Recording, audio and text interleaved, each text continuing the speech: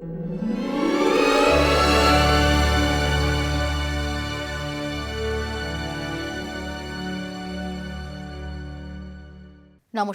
দেখছেন News eighteen Bangla.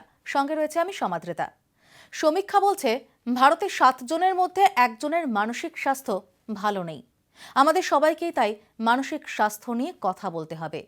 10ই October মানসিক স্বাস্থ্য দিবস উপলক্ষে শুরু হওয়া বাত করকে তো দেখো মুভমেন্টে যোগ দিন এবং এই নিয়েই আলোচনা করতে আমাদের সঙ্গে এই মুহূর্তে উপস্থিত রয়েছেন 4 জন অতিথি। নমস্কার, আমি ডক্টর রুদ্রপ্রসাদ আচার্য। আমি কলকাতা মেডিকেল কলেজের মনোরোগ বিভাগের মানসিক রোগ বিশেষজ্ঞ। নমস্কার, আমি ডক্টর রাজর্ষি নিয়োগী, অ্যাসিস্ট্যান্ট প্রফেসর সাইকিয়াট্রি, আরজি কর মেডিকেল কলেজ, কলকাতা ও কনসালটেন্ট সাইকিয়াট্রিস্ট, কলকাতা। আমি ডক্টর সুব্রত সাহা, গত 20 বছর ধরে কনসালটেন্ট নিউরোসাইকিয়াট্রিস্ট হিসাবে হুগলি জেলা এবং কলকাতার মাইএমডি পলিক্লিনিকে প্র্যাকটিস করছি। নমস্কার, আমার নাম ডাক্তার অসীম চ্যাটার্জি। আমি সাইকিয়াট্রি সাবজেক্টে এমডি করেছি central institute of psychiatry Ranchi থেকে। আমি একজন মনোরোগ বিশেষজ্ঞ। আমি কলকাতার উত্তর দিকে মন সাইকিয়াট্রিক নার্সিংহোমের সঙ্গে জড়িত। সেখানে আমি গত 17 বছর প্র্যাকটিস করছি। সব মিলিয়ে 20 বছর আমি কলকাতাতে এই মনোরোগ বিষয়ে প্র্যাকটিস করছি। আপনাদের 4 জনকে স্বাগত নিউজ18 বাংলায়। আমরা শুরুতেই কথা বলে নেব ডক্টর অসীম চট্টোপাধ্যায়ের সঙ্গে। ডক্টর চট্টোপাধ্যায়, প্রথমেই যেটা জানতে চাইব, ঠিক কিভাবে বোঝা যাবে যে কারোর মানসিক স্বাস্থ্য ভালো নেই? শারীরিক রোগ ধরা খুব সোজা। পেটে ব্যথা হবে, মাথায় ব্যথা হবে, শ্বাসকষ্ট হবে, কিছু লক্ষণ হবে। সেই লক্ষণটা নিয়ে সে ডাক্তারের কাছে যাবে, ডাক্তার এক্সামিন করবে, ইনভেস্টিগেশন করবে, তারপরে কিছু একটা ডায়াগনোসিস এবং ট্রিটমেন্ট হবে। কিন্তু মানসিক রোগের ক্ষেত্রে এত সোজা নয়। মানুষের মন ছোটোখাটো কারণে খারাপ হতেই পারে, আবার নিজে থেকেই ঠিক হয়ে যায়। কিন্তু অনেক সময় এই ছোটোখাটো কারণে মন খারাপ, বিরক্ত ভাব, এগুলো মানুষকে প্রতিদিন আসে বা প্রায়শই আসে এবং তারা ভাবে এটা নিজে থেকেই সেরে যাবে, কিন্তু তা নয়। যদি কখনো এই জিনিস বারবার আপনাকে বিরক্ত করছে, আপনার মনটা মনোনিবেশ করতে পারছেন না আপনার কাজে, তাহলে বুঝবেন যে এটা একটা রোগ এবং আপনাকে ডাক্তার দেখাতে হবে। তাহলে তার আগে বোঝা দরকার এই রোগের লক্ষণগুলি কী। 1, ঘুম কম হবে, হবে না, আসতে দেরি হবে, খিদে পাবে না, বা খাবার দেখলে ভালো লাগবে না, লোকের সঙ্গে মিশতে ইচ্ছে করবে না, কেউ যে এলো বাড়িতে তাদের সঙ্গে কথা বলতে ইচ্ছে করবে না, নিজে থেকেও অন্য লোকের বাড়ি যেতে ইচ্ছে করবে না, খালি মনে হবে শুয়ে থাকি। আর মনে নানা রকম দুশ্চিন্তা আসবে, যে জিনিসগুলো জীবনে খারাপ করেছেন সেগুলো মনে আসবে আগামী দিন ভীষণ খারাপ হবে, মনে হবে আমি যেন একটা ব্যর্থ লোক, এবং মনে হবে মাঝে মাঝে যে জীবন না রাখলেই ভালো হয়। যদি এই ধরনের চিন্তাভাবনা বারবার আসতে থাকে এবং সারাদিন ধরে আসতে থাকে, মিনিমাম 15 দিনও যদি আসে, তাহলে জানবেন যে আপনাকে ডিপ্রেশন নামক রোগ আপনাকে ধরেছে এবং ডাক্তারের কাছে যেতেই হবে, ওষুধ খেতে হবে, সাইকোথেরাপি নিতে হবে, না হলে এ রোগ বেড়ে যাবে এবং 1 বছর 1.5 বছর আপনি আক্রান্ত হয়ে শেষ অবধি আপনি নানা বিষয়ে পেছিয়ে পড়বেন। আপনার কাজের জায়গাতে চাকরিটা হারাবেন, কিংবা বিবাহিত জীবনে ডিভোর্স হয়ে যাবে। আপনার লস, যে ক্ষতি, সেটা শুধু শারীরিক দিক থেকে নয়, মানসিক দিক থেকে নয়, সামাজিক, অর্থনৈতিক নানা স্তরে ক্ষতি হবে, কিন্তু আপনি বুঝতে পারবেন না এটা মানসিক রোগ থেকে হচ্ছে। তাই মানসিক রোগের লক্ষণগুলো আপনাদের সকলকে ভালো করে জানা দরকার এবং নিজের বা বন্ধুবান্ধবদের মধ্যে হলে লক্ষণগুলো সম্বন্ধে আপনার হুঁশিয়ার হওয়া দরকার এবং তাকে ডাক্তারবাবুর কাছে, মনোরোগ বিশেষজ্ঞদের কাছে নিয়ে যাওয়া উচিত। পরের প্রশ্নটা ডক্টর সুব্রত সাহার কাছে।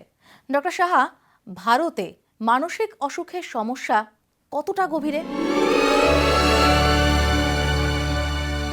ভারতবর্ষে যদি মানসিক রোগীর পরিসংখ্যান সম্পর্কে বলতে যাই তাহলে দেখা যাবে ভারতবর্ষে কিন্তু মানসিক রোগীর সংখ্যা প্রচুর, কিন্তু মানুষের সচেতনতার অভাব এবং কিছু ভুল ধারণার জন্য মানসিক রোগীরা হয়তো প্রকৃত চিকিৎসা থেকে বঞ্চিত হয়ে থাকেন বা মানসিক রোগী বিশেষজ্ঞর কাছে যেতে পারেন না। WHO রিসেন্টলি একটি পরিসংখ্যান দিয়েছে যে 15% রোগী অর্থাৎ কিনা 7 জনে 1 জন রোগী মানসিক রোগে আক্রান্ত হয়ে রয়েছেন। আমরা মানসিক রোগীদের যদি মানসিক রোগী আখ্যা দিই অর্থাৎ কিনা কোনো রকম 3 অক্ষরের একটি অভিধানবিহীন কোনো আখ্যা না দিয়ে তার পাশে দাঁড়ায় এবং তাকে চিকিৎসার জন্য সুযোগ্য ব্যবস্থা করে দেই, তাহলে কিন্তু আমরা তাকে ডাক্তারবাবুর কাছে নিয়ে যাব এবং বিশেষ করে মানসিক রোগ বিশেষজ্ঞের কাছে নিয়ে যাব, তবেই কিন্তু আমরা তাকে প্রকৃত চিকিৎসা দিতে পারব। বর্তমানে কোভিড-19 প্যান্ডেমিকের জন্য দেখা গেছে যে এই পরিমাণ ফিজিক্যাল ডিস্টেন্সিং বা সোশ্যাল ডিস্টেন্সিং বা সোশ্যাল আইসোলেশন এবং যে আক্রান্ত হওয়ার একটা অত্যধিক অ্যাংজাইটি বা ভয়, তাই নিয়ে কিন্তু অনেক বেশি সংখ্যক মানসিক রোগে আক্রান্ত হয়ে যাচ্ছে। বহু সংখ্যক রোগী আমাদের কাছে অ্যাংজাইটি বা মানসিক রোগ বা ডিপ্রেশন বা স্কিজোফ্রেনিয়া নিয়ে আসছেন, তাদেরকে আমাদের চিহ্নিত করে চিকিৎসা দিতে হবে। এবার ডক্টর রাজর্ষি নিয়োগীর কাছে যাব আমি। ডক্টর নিয়োগী, এই যে মানসিক অসুখের কথা বলা হচ্ছে, এই মানসিক অসুখের কারণ কি কি হতে পারে? মানসিক রোগ কেন হয়, এই প্রশ্নটা কিন্তু এখন সারা পৃথিবীর যত নিউরোসায়েন্টিস্ট, সাইকিয়াট্রিস্ট, সাইকোলজিস্ট তারা এই প্রশ্নের উত্তর খুঁজে বেড়াচ্ছে। রিসার্চ বলে এবং একটা থিওরি আমরা বলি, যেটা আমরা বলি যে বায়োসাইকোসোশ্যাল মডেল। 3টে পয়েন্ট। বায়োলজিক্যাল ভালনারেবিলিটি মানে কিছু লোকের ব্রেনের গঠন এমন হয় যে একটু স্ট্রেসে বা একটু টেনশনে তাদের ব্রেনে কিছু কেমিক্যালস উপর নিচে হয়ে যায়। সেকেন্ড অ্যাঙ্গেলটা হচ্ছে সাইকোলজিক্যাল মডেল। সাইকোলজিক্যাল মডেল মানে বা সাইকোলজিক্যাল অ্যাঙ্গেল মানে হচ্ছে আমার মানসিক গঠন কেমন হবে, আমি ছোটবেলা থেকে কেমন পরিবেশে মানুষ হয়েছি, আমার কেমন অ্যাডভার্স চাইল্ডহুড এফেক্টস হয়েছে, আমার বাড়িতে আমার বাবা মা ঝগড়াঝাঁটি করতেন কিনা, আমি একটা এক্সচেঞ্জ ফ্যামিলি থেকে এসেছি কিনা, আমার কি রকমের আমার স্কুল আমাকে ট্রিট করেছে, আমাকে অন্য বাচ্চারা বুলি করেছে কিনা, আমাকে খেপিয়েছে কিনা। আর আরেকটা অ্যাঙ্গেল হচ্ছে সোশ্যাল অ্যাঙ্গেল বা স্ট্রেস, যেটা ইমিনেন্ট স্ট্রেস, যেটা এই সময় আর কি আমার সামাজিক যে স্ট্রেস এবং সেই স্ট্রেসগুলো কিভাবে আমি সেটাকে হ্যান্ডেল করছি। তো বায়োলজিক্যাল ভালনারেবিলিটি, সাইকোলজিক্যাল ভালনারেবিলিটি আর স্ট্রেস বা সোশ্যাল অ্যাঙ্গেল, এই 3টেকে মিলে এই ত্রিভুজকে আমরা বলি বায়োসাইকোসোশ্যাল মডেল। এবং এই বায়োসাইকোসোশ্যাল মডেল দিয়ে আমরা এক্সপ্লেন করি যে কেন মানসিক রোগ হয়। কিছু রোগের জন্য আমরা জানি যে সেই রোগগুলো হচ্ছে জেনেটিক, কিন্তু একটা সিঙ্গেল জিন দিয়ে সাধারণত রোগগুলো আসে না। ডক্টর রুদ্রপ্রসাদ আচার্য আমাদের সঙ্গে রয়েছেন। ডক্টর আচার্য, এই যে মানসিক অসুখ, সেটা কি পুরুষ বা মহিলা এদের ক্ষেত্রে আলাদা আলাদা প্রভাব ফেলে? পুরুষ এবং মহিলা লিঙ্গ বিভেদে মানসিক সমস্যার ধরন যে সম্পূর্ণ আলাদা হয় সবসময় এরকম কথা বলা যায় না। কিন্তু আমাদের ব্যক্তিগত জীবনে, আমাদের ক্লিনিক্যাল প্র্যাকটিসে যেটা আমরা দেখে থাকি অনেক সময়, যে মহিলারা বেশিরভাগ সময় বা অনেক সময়ই ডিপ্রেশন অর্থাৎ মানসিক অবসাদ অথবা অ্যাংজাইটি অর্থাৎ মানসিক উদ্বেগজনিত সমস্যা নিয়ে আমাদের কাছে বেশি আসে। তার একটা কারণ হতে পারে এইটা যে মহিলারা অনেক বেশি রুমিনেট করেন, অর্থাৎ কিনা তারা একই চিন্তা বারবার করে করতে থাকেন, নেগেটিভ চিন্তাগুলি বারবার করে করতে থাকেন এবং সেই চিন্তা সবার সাথে শেয়ার করতে পারেন না, যেহেতু অনেক সময় তারা অনেকটা অন্তর্মুখী অর্থাৎ ইন্ট্রোভার্ট হন অথবা পরিবেশ বা পরিস্থিতি তাকে সেই সুযোগ দেয় না। সেই জন্য তাদের মধ্যে মানসিক অবসাদ বা অ্যাংজাইটিটা হয়তো একটু বেশি মাত্রায় দেখা যায়।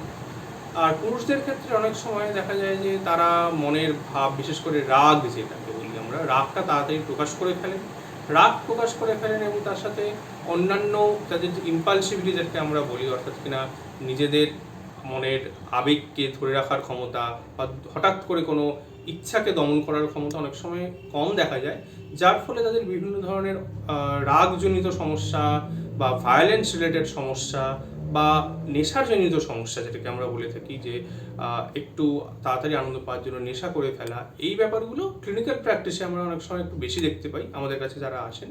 এবং অনেক সময় দেখা যায় যে পুরুষদের মধ্যে সেই জন্য এরকম একটা ধারণা তৈরি হয়েছে আমাদের অনেকের মধ্যেই সমাজে, যে পুরুষদের মধ্যে অ্যান্টি সোশ্যাল পার্সোনালিটি অর্থাৎ কিনা অসামাজিক ব্যক্তিত্বের প্রবণতা একটু বেশি থাকে। যদিও এই ব্যাপারটা, এই জেনারেলাইজেশন অর্থাৎ কিনা মেয়ে এবং পুরুষ তাদের মধ্যে সম্পূর্ণভাবে আলাদা, এটা বলা বোধহয় ঠিক হবে না। ডক্টর চট্টোপাধ্যায়, আপনার কাছে জানতে চাইব, এই যে মানসিক অসুখ এবং আত্মহত্যা, এই দুটোর মধ্যে যোগসূত্রটা ঠিক কোথায়? একটা পরিসংখ্যান বলছে যে পৃথিবীতে যত লোক মারা যায় তার মধ্যে 1.5% মানুষ সুইসাইড করে মারা যায়, এবং এই যত লোক সুইসাইড করছে তার মধ্যে 17% থেকে 18% মানুষ ভারতবর্ষে সুইসাইড করছে। এবং আরও একটা পরিসংখ্যান বলছে প্রায় 400 সুইসাইড বছরে হয় ভারতবর্ষে, 380 থেকে 400 সুইসাইড বছরে হয়। এবং সুইসাইড করে 30 বছরের তলার মানুষ অনেক বেশি, প্রায় 40%, আর 44 বছরের তলায় প্রায় 70% মানুষ সুইসাইড করে। তার মানে একটা যুবক বা যুবতী, একটা কম বয়সী প্রাণ, যার অনেক কিছু পৃথিবীকে দেওয়ার ছিল, সে চলে গেল হঠাৎ করে। তার মানে তার অর্থনৈতিক লস, সামাজিক লস, সব মিলিয়ে যে জিনিসটা হচ্ছে, সুইসাইড হয়ে যাওয়া একটা চরম ক্ষতি। সুইসাইডের কারণ, একটা বিরাট কারণ মানসিক রোগ, এবং সে মানসিক রোগগুলোর মধ্যে প্রথম দিকেই আছে ডিপ্রেশন, তারপরে এই নেশা ভাঙ করা যে রোগ, সাবস্টেন্স অ্যাবিউজ ডিসঅর্ডার, এবং সাইকোসিস। এই 3টে রোগ সুইসাইডের প্রবণতা আরও বাড়িয়ে দেয়। কিন্তু এটাও তার সাথে সাথে আমাদের জানতে হবে যে সুইসাইড শুধু মানসিক রোগটাই রিস্ক ফ্যাক্টর নয়, শারীরিক রোগ, পারিবারিক সমস্যা, অর্থনৈতিক সমস্যা, এগুলোও সুইসাইডের রিস্ক ফ্যাক্টর। তাহলে এই মানসিক রোগের সঙ্গে যদি ওই ফ্যাক্টরগুলো অ্যাড হয়, তাহলে আরও সুইসাইডের প্রবণতা বেড়ে যাবে। অতএব আমরা যদি কাউকে সামনে দেখি যে মানসিক রোগে ভুগছেন, তার সঙ্গে তার দেখার কেউ নেই, লোনলিনেস, এবং তার সঙ্গে তার সোশ্যাল ডিপ্রাইভেশন হচ্ছে, এই সব কিছু মিলিয়ে যদি আমরা তাকে দেখি, সে যদি মাঝে মাঝেও আমাদের বলে যে বাঁচতে ইচ্ছে করছে না, আমাদের খুব সিরিয়াসলি নেওয়া উচিত। যদি না নিই, তাহলে একটা প্রাণ হঠাৎ করে আমাদের কাছ থেকে চলে যাবে এবং ক্ষতি হয়ে যাবে।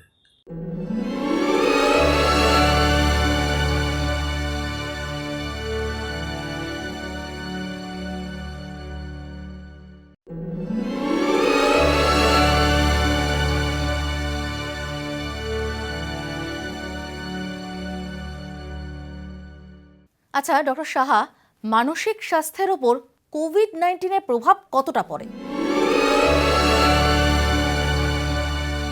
সারাক্ষণ এই যে আমরা করোনা প্যান্ডেমিক বা কোভিড-19 নিয়ে বিভিন্ন রকম খবর দেখছি, সমস্ত রকম খারাপ খবর দেখছি, এবং আমাদের এই লকডাউনের জন্য যে ফিজিক্যাল ডিস্টেন্সিং এবং যে সোশ্যাল আইসোলেশন তৈরি হয়েছে, তাতে আমাদের মানসিকভাবে অনেক বেশি আমরা আক্রান্ত হয়ে পড়ছি, রোগগ্রস্ত হয়ে পড়ছি, বিধ্বস্ত হয়ে পড়ছি।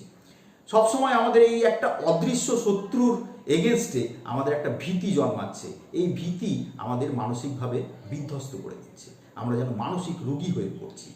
সবসময় এই খবর দেখা থেকে এবং এই মানসিক রোগ থেকে আমাদের মানসিক চিন্তা থেকে মুক্তি পেতে হবে। আমরা সবসময় এই অ্যাংজাইটি নিয়ে এবং ডিপ্রেশন নিয়ে বহু রোগীকে আমাদের ডে টু ডে প্র্যাকটিসে আসতে দেখছি। যারা করোনা আক্রান্ত হয়েছেন বা তাদের কোনো আত্মীয় স্বজন করোনায় বিয়োগান্ত ঘটেছে, তারা কিন্তু তার জন্য মানসিকভাবে বিধ্বস্ত হয়ে আমাদের কাছে আসছে। যারা করোনা আক্রান্ত হয়েছে, করোনা এই ভাইরাসের তার একটা মানসিক রোগের ওপর প্রভাব ফেলছে, মানসিক স্বাস্থ্যের ওপর প্রভাব ফেলছে। তারা ডিপ্রেশন নিয়ে বা কোনো রকম অ্যাবনর্মাল বিহেভিয়ার বা সাইকোটিক ফিচার্স নিয়ে আমাদের কাছে আসছে। আমরা যদি দেখতে চাই, দেখব যে দিনের দিন আমরা এই কোভিড-19 জন্য এবং আমাদের যে অর্থনৈতিক পঙ্গুতা দেখা দিচ্ছে, তার জন্য মানুষের মনে যে উতলা ভাব, যে মানুষের একটা সবসময় চিন্তা হচ্ছে, তার জন্য বহু সংখ্যক রোগী ডিপ্রেশন নিয়ে, অ্যাংজাইটি নিয়ে, সাইকোটিক বিহেভিয়ার নিয়ে আমাদের কাছে আসছে। এক কথায় যদি আমরা বলতে চাই যে এই করোনা প্যান্ডেমিক বা কোভিড প্যান্ডেমিক আমাদের কিন্তু শুধুমাত্র শারীরিকভাবে অসুস্থ করেনি, মানসিকভাবেও অসুস্থ করে তুলেছে এবং সমাজকে আরো বেশি মানসিক রোগাক্রান্ত করে। ডক্টর নিয়োগী, সামাজিক মেলামেশা মনের স্বাস্থ্যের উপর কতটা প্রভাব ফেলে? মেন্টাল হেলথ বা পজিটিভ মেন্টাল হেলথ মানে এই নয় যে আমি শুধু মানসিক রোগমুক্ত। মানসিক রোগমুক্ত তো বটেই, কিন্তু তার সঙ্গে সঙ্গে আমি যাতে পজিটিভলি সমাজকে কিছু ফিরিয়ে দিতে পারি, আমি মানসিকভাবে এবং সামাজিকভাবে যাতে আমি কিছু কন্ট্রিবিউট করতে পারি। এই যে আমি পিতা, এই যে আমি ছেলে, এই যে আমি ডাক্তার, এই যে আমি টিচার, এই রোলসগুলো যাতে আমি খুব ভালো করে করতে পারি। আমি যাতে শুধু আমাকে নয়, আমার সঙ্গে আমার আশেপাশের লোকেদের, আমার ফ্যামিলিকে আমি ঠিক মতো নার্চারেন্স করতে পারি। তার মানেই হচ্ছে আমি পজিটিভ মেন্টাল হেলথ। আমার যাতে মানসিক এবং সামাজিক ভারসাম্য ঠিক থাকে, সেটা হচ্ছে পজিটিভ মেন্টাল হেলথ। এবং সাধারণত আমরা দেখি যে সামাজিক ইন্টারাকশনস বা সোশ্যাল ইন্টারাকশনসের সঙ্গে মেন্টাল হেলথের একটা বিরাট লিঙ্ক আছে। এবং আমরা যেখানে দেখি যে খুব অ্যাডভার্স সোশ্যাল ইন্টারাকশন হচ্ছে, যেমন ধরুন এই conflict situation, childhood abuse, bullying, যেমন ধরুন এমন বাচ্চা যাদের বাবা মাদের মধ্যে ডাইভোর্স কেসেস চলছে, ডোমেস্টিক ভায়োলেন্স, এইসব জায়গায় আমরা যেখানে দেখছি যে নেগেটিভ সোশ্যাল ইন্টারাকশনস হচ্ছে, সেগুলোর জন্য আমরা দেখছি প্রচুরভাবে আমাদের পেশেন্টস বাড়ছে। সেই বাচ্চাগুলোর মানসিক গঠনটা খুব একটা ভালো হচ্ছে না, তারা ডিপ্রেশনের শিকার হচ্ছে। এবং আমরা এখন দেখতে পাচ্ছি, আমরা এই কোভিড প্যান্ডেমিক সিচুয়েশনে দেখতে পাচ্ছি যে কোভিড এবং তার লকডাউন এবং তার কনসিকোয়েন্সেসের জন্য আমরা প্রচুর নতুন রোগী পাচ্ছি, যারা ডিপ্রেশনে ভুগছে, অ্যাংজাইটিতে ভুগছে, আনসার্টেনিটিতে ভুগছে, এবং তাদের ওষুধও দিতে হচ্ছে। আচ্ছা ডক্টর আচার্য, সবশেষে যেটা জানতে চাইবো, মানসিক স্বাস্থ্য ভালো রাখার উপায় কি?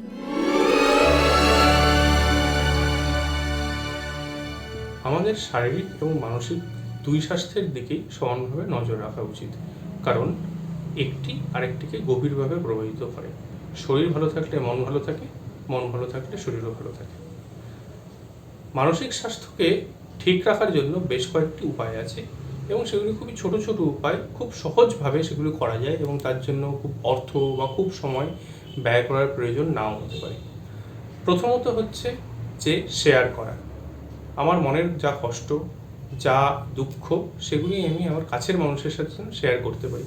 এই শেয়ার করাটা আমাদের ডে টু ডে লাইফে, দৈনন্দিন জীবনে প্র্যাকটিস করা উচিত। নিজের কষ্ট নিজের মধ্যে না ধরে রেখে সবার সাথে সমানভাবে, বা যারা আমার কাছের মানুষ তাদেরকে বলা উচিত, যাতে এই কষ্টটা লাঘব হয়। দ্বিতীয়ত হচ্ছে যে শারীরিক ব্যায়াম, অর্থাৎ এক্সারসাইজ যদি আমরা রেগুলারলি করি, দেখা যায় সায়েন্টিফিক্যালি যদি আমরা বলি যে আমাদের শরীরের মধ্যে কিছু বিশেষ হরমোন বেরোয়, যাকে আমরা বলি এন্ডরফিন।